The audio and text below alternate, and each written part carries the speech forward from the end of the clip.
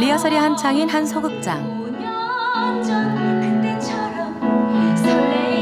두 번째 만남의 주인공인 박할린 음악 감독을 찾아 이곳에 왔다.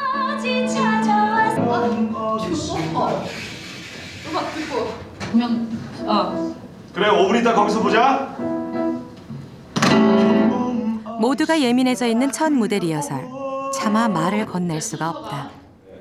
얘 어쨌죠? 액자 닫고. 예, 그러니까 지금 한 2개 부드러운 카리스마. 이것이 내가 본 그녀의 첫인상이었다.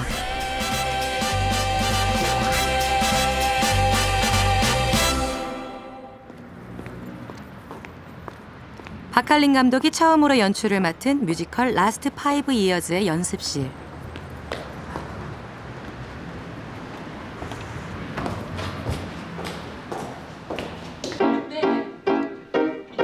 공연이 얼마 남지 않은 터라 연습은 저녁 늦게까지 계속되고 있었다. 최근 뮤지컬 배우로 수줍게 첫 발을 내디딘 나는 평소 박할린 감독을 꼭 한번 만나보고 싶었다.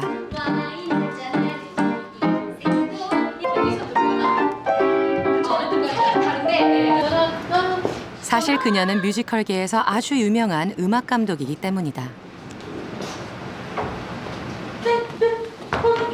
배우의 표정에서부터 동작 하나하나까지 꼼꼼하게 체크하는 모습. 소문대로 조금의 빈틈도 없어 보인다. 먼저 움직일까 말까 하는 멈춰. 오케이, 후딱. 저녁 식사를 하기엔 늦은 시간. 아니 반대로 뛰어. 주문한 음식으로 대충 끼니를 때우는 모습은 내가 공연하고 있는 샤우트의 연습실에서도 흔하게 볼 수 있는 풍경인데 여기라고 예외는 아닌가 보다. 히히떡거리는 그나마 박할린 감독은 밥 한 술 제대로 입에 떠넣기가 힘들 정도로 이것저것 챙기기에 바쁘다. 얘가 골목에 뚫고 들어가서 키스를 하다니 이게 무슨 소리야. 예시가 되게 음흉하다. 진짜 음흉하다. 아마 연출을 하면서 신경 써야 할 부분이 훨씬 더 많아졌기 때문일 거다.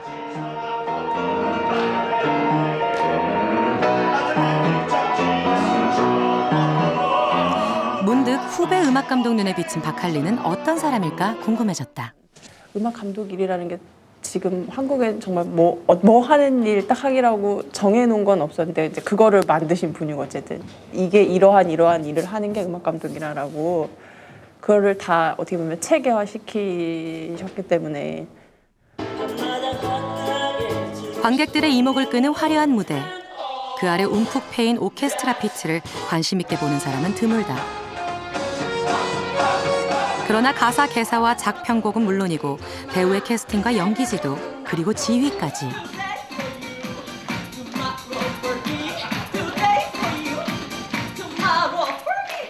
작품이 선정된 순간부터 무대막이 내릴 때까지 일당백의 역할을 해내야 하는 사람이 바로 음악 감독이다.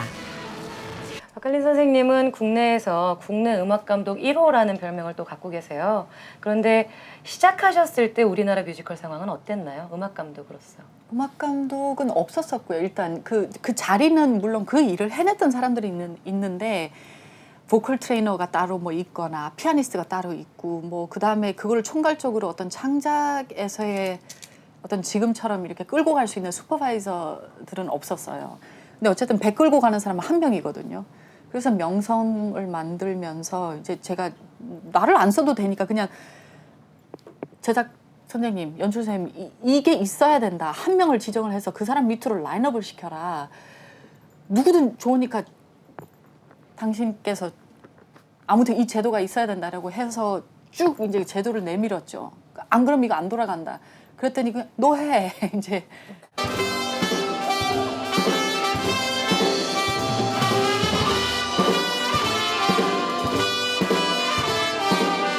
근데 처음 일을 시작하셨을 땐 아무래도 일을 일찍 시작하셨고 또 여성이시고 또 그런 혼혈이라는 점들이 그렇게 유리하게만 작용했을 것 같진 않아요. 어떤 어려움이 있었을까요?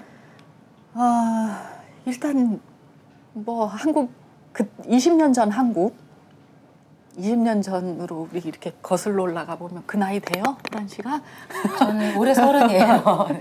아무튼 그럼 10살이었을 때 젊은 여자들이 감독을 많이 안 하고 있었을 때였고 또 제 직종이 없었었고 그래서 그냥 그런 시스템화에서 부딪히는 일들, 당연히 있을 수 있는 일들, 어르신들하고 이제 일을 하면 어쨌든 음악 감독이니까 뭐라고 해야 되잖아요. 뭐가 틀리면. 그러면 일단 인사 푹 하고 존경합니다. 그렇지만 이거 틀렸어요. 이제 그렇게 되드는 거죠. 왜냐면 어쨌든 저는 제 일을 해내야 되니까. 네.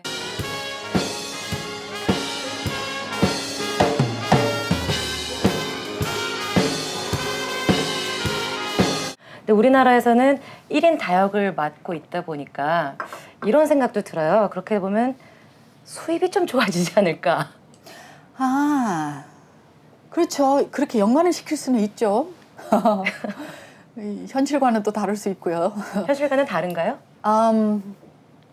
아니요. 저는 개인적으로 박할린이라는 사람은 되게 복받은 사람인 것 같아요. 그런 면에서 일 끊임없이 해왔고요. 난 초반에는 다른 일을 다 하면서 뮤지컬을 했었어요. 그걸로만 먹고 살기는 힘들었으니까.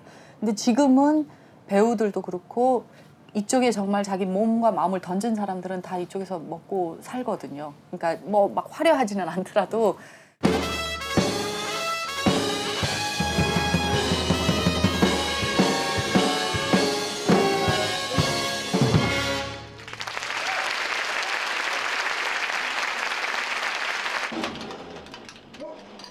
무대 위의 카리스마로 배우 못지않은 인기를 누리고 있는 스타 음악 감독 박할린. 그녀가 가족과 떨어진 채 혼자 한국 생활을 시작한 지도 벌써 20여 년째다.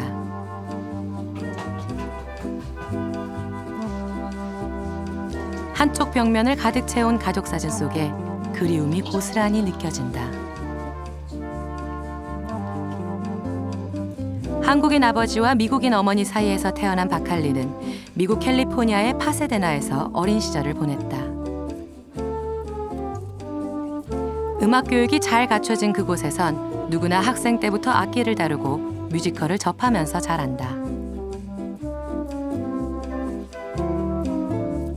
그녀가 뮤지컬과 인연을 맺고 지금의 위치에 오른 것은 어쩌면 자연스러운 일이었다. 미국인 어머니와 한국인 아버지 사이에서 예. 태어나셨죠? 그 양쪽의 음악을 왔다 갔다 하시면서 이렇게 흡수를 하셨을 텐데 박할린 감독님 안에서는 그것들이 어떻게 융합이 돼 있나요? 나라로 구분 안 되고요. 그냥 나라는 사람, 저라는 사람. 그리고 음악도 뭐 물론 그 이론법에 의해서 이거는 국악이고 이거는 또 양악이고 이거는 또 뭐 무슨 클래식 음악이고 장르별로 구분이 되지 그게 어떤 나라에만 굳이 해당된다라고 저는 느껴지지가 않고요. 그냥 그 장르. DNA는 못 속이나 봐요. 제 DNA가 혼혈이라 음악도 다 섞여서 나오고 뭐 그런가 봐요.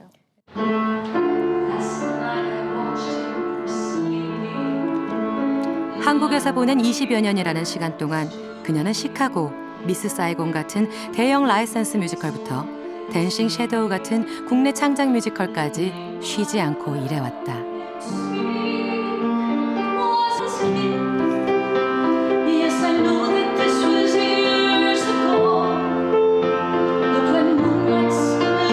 이렇게 한 작품 한 작품을 해오면서 병원에 실려간 것만도 수차례. 일단 작품을 시작하면 온 힘과 열정을 쏟아내기 때문이다.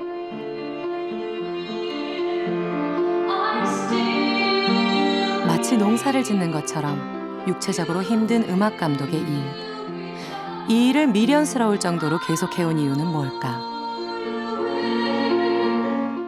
그리고 지휘를 해야 될 때는 그 어떤 음악으로 전체적인 작품을 끌고 가는 뭐 사이공, 팬텀이나 레미즈 이렇게 음악으로 처음부터 끝까지 끌고 가는 거는 지휘자하고 무대 감독 손에 이 그 공연 날의 그 템포가 그러니까 그 음악 템포 말고 그 공연의 템포가 다 끌려가거든요. 그러면 연주자들은 지휘자 따라가면 되지만 배우들도 음악이 또 실리는 것에 위에 얹히면 되지만 지휘자가 그 분위기를 끌고 가잖아요. 지휘자들만 아는 세상이 또 따로 있어요. 다들 그냥 이것만 하고 내려온다고 생각을 하는데 배우의 호흡, 관객의 호흡, 연주자들의 호흡 그날 저 배우가 오늘은 좀 느린데 내가 밀어줘야 되나 아니면 풀어줘야 되나 막 이거 계산 다 하면서 그러니까 저 혼자 사서 고생을 하나? 아무튼 힘듭니다. 재미는 있지만.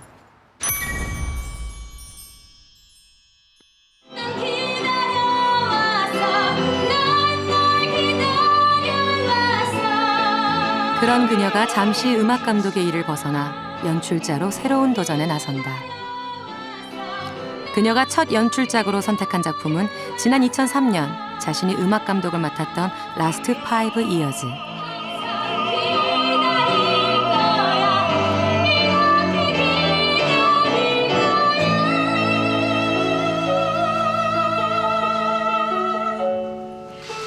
화려하지 않은 무대, 솔직 담백한 극의 흐름이 그녀의 성격과도 무척 닮아 있다.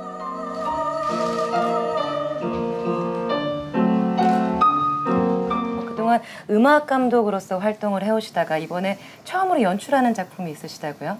제가 2003년도에 음악 감독을 처음 맡았나? 이 작품을 음악 감독을 하면서 그런 게 있지 않습니까? 왜 이런 거는 내가 음식으로 표현해보고 싶다. 이런 거는 내가 옷으로 표현해보고 싶다.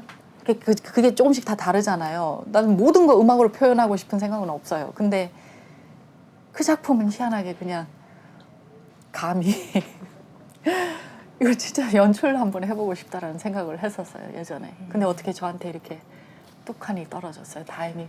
실제로 연출을 해보시니까 어떤가요? 저 본인이 이제 선생님께서 전에 생각해왔던 그런 그림을 무대에 구현해나고 있는 그런 과정인데요.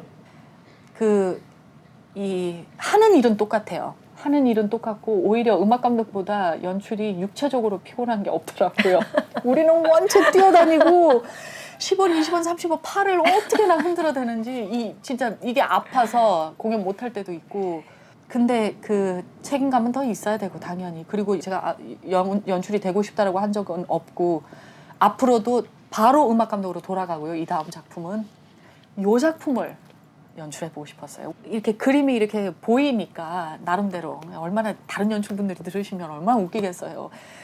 또 이거 하고 나면 야, 너 그냥 음악 감독이나 해라. 아니면 너 그냥 미국 다시 가야 되겠다 해서 한국에서 잘려나갈 수도 있고.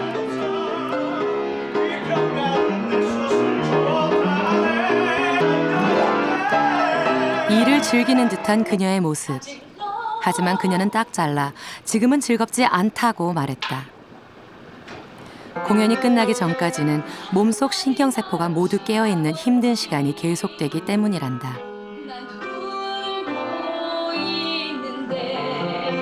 그러나 내가 보기에 그녀는 이 팽팽한 긴장 상태마저 즐기고 있는 것 같다. 맞아지지 않을까? 쉽지 않은 기회잖아요. 말씀드렸다시피 저도 뮤지컬을 하고 있는데 제가 가능성이 있을지 한번 잠깐 봐주실 수 있을까요? 되게 좋습니다. 근데 제 평이 또 맞다라고도 할 수 없습니다. 아 그래도 솔직하게 정말 네, 좋은 말씀 말고 상처 안 받을게요. 조금이라도 뭘 불러주셔야 될 것 같은데. 네, 지금 제가 맡고 있는 레드 역할 중에서 한 소절 불러드릴게요. 딴 데 보죠. My love, 달콤한 말로 내게 속삭일 때면 하늘을 날 것만 같아. 떨려요. 너무 떨려요. 과연 나는 몇 점을 받았을까? 화통하고 솔직한 성격, 무엇보다 열정이 넘치는 그녀와 언젠가 멋진 뮤지컬 한 편을 함께 해보고 싶다.